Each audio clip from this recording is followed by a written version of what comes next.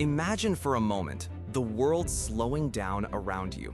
Not just a little, but to an absolute crawl. The rain hangs suspended like glistening pearls, every single droplet perfectly still in the air. A shout from a panicked bystander stretches into an impossibly long, drawn-out groan. And in the heart of this frozen chaos, a lone figure moves with impossible grace. This is the Flash. He arrives at the scene of a downtown bank robbery, not a second too late, but in a dimension of time entirely his own. The lead robber, armed with a heavy-gauge shotgun, swings it up, a desperate, reactive movement. To the Flash, it unfolds with agonizing slowness. He sees the glint of the barrel, the tension in the robber's grip, the minute shift in weight. He could disarm him, tie him up, and be back at Star Labs before the shotgun blast even begins to leave the barrel. He could, but the real question, the true burden, is how he chooses to do it. Because while the Flash's speed is his incredible gift, granting him advantages that border on the mythological, it is also his most profound challenge.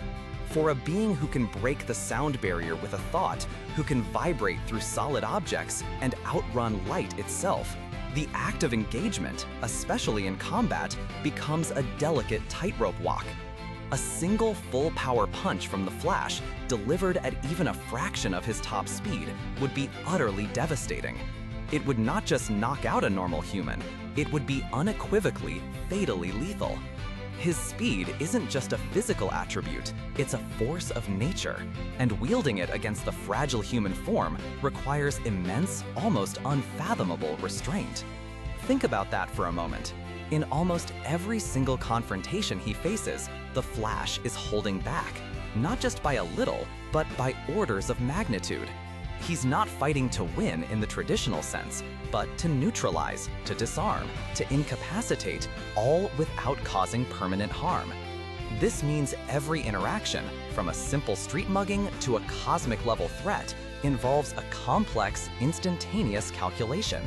How much speed is too much? What's the minimal force required to stop the threat without turning into a threat himself? Consider the sheer mental and emotional toll of this constant self-monitoring. Imagine having the power to end any conflict in an instant, yet having to consciously pull back, to meter out your abilities with surgical precision.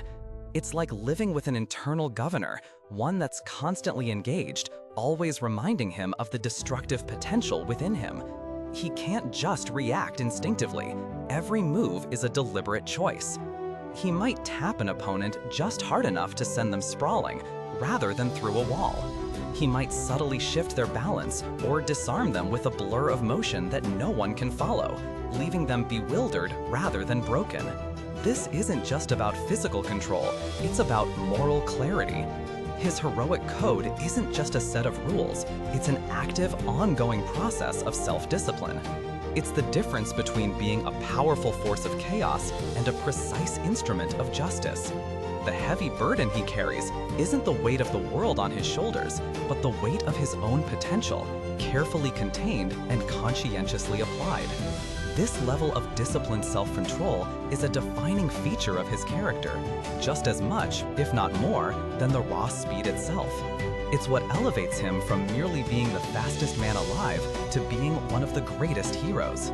It's a fascinating paradox. The very thing that makes him extraordinary, his speed, is also the thing that demands the most profound, ordinary human quality, self-control. It's not about how fast he can go, but about how carefully he chooses not to.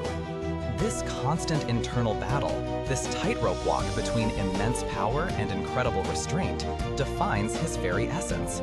It's why he's more than just a blur. He's a symbol of measured power, of responsible strength. So the next time you see the Flash dash across your screen, remember that hidden layer of complexity. Remember that the seemingly effortless way he navigates danger is a testament not just to his superspeed, but to his superhuman self-control. His true power isn't just in his acceleration, but in his deceleration, in his ability to hold back, to choose mercy over devastation. It's a compelling aspect of his character, one that makes him deeply relatable despite his fantastical abilities. We all, in our own lives, grapple with the need for restraint, with the challenge of using our own strengths wisely and responsibly. The Flash simply operates on a scale that makes this universal struggle profoundly visible. What are your thoughts on the Flash's incredible discipline?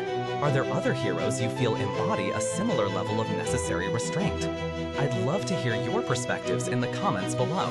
And if you enjoyed this reflection, consider subscribing or following for more deep dives into the characters and stories that shape our imagination.